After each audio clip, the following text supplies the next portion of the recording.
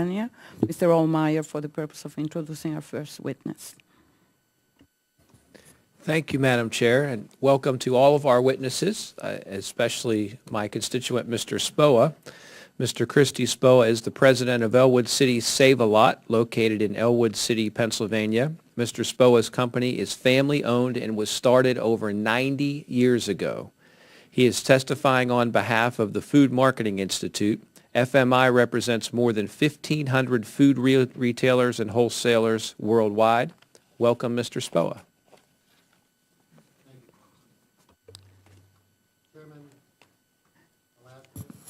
Your mic is not on.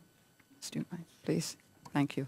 Thank you. And members of the committee, thank you for inviting me to testify about the impact of the estate tax on small businesses. My name is Christy Spoa Sr., and I am the president of the Ellwood City Save-A-Lot in Ellwood City, Pennsylvania.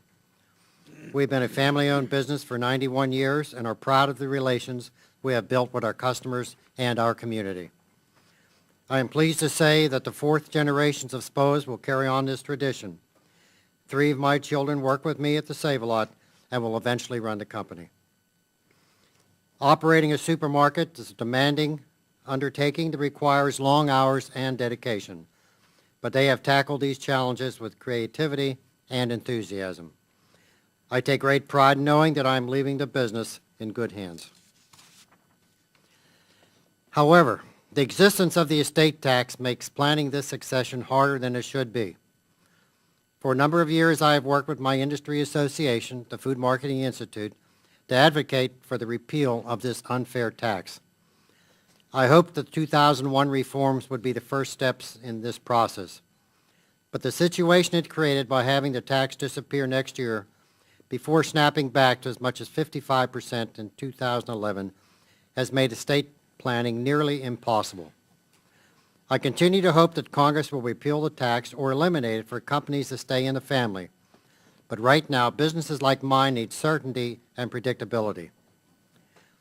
The estate tax hits family-owned businesses when they are at their weakest, following the death of the head of the company. This period can turn into a nightmare for families that have not adequately prepared.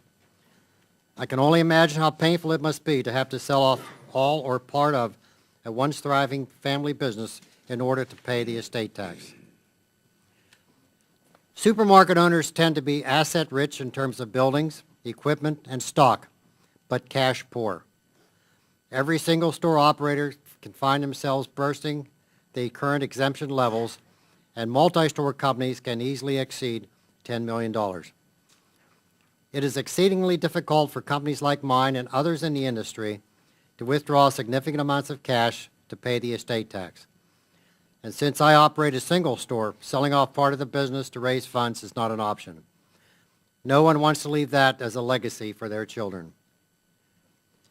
So in order to protect against the cost of the tax, I carry a life insurance policy that will help my family cover the expense of compliance should anything happen to me. Similarly, I have spent countless hours with lawyers and accountants to plan for the orderly transition of leadership from myself to my children.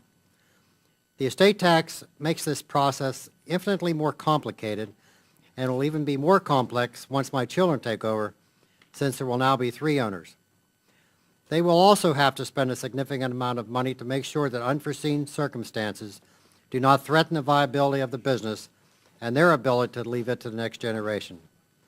So I'm not just passing on the company, but the cost of estate planning as well.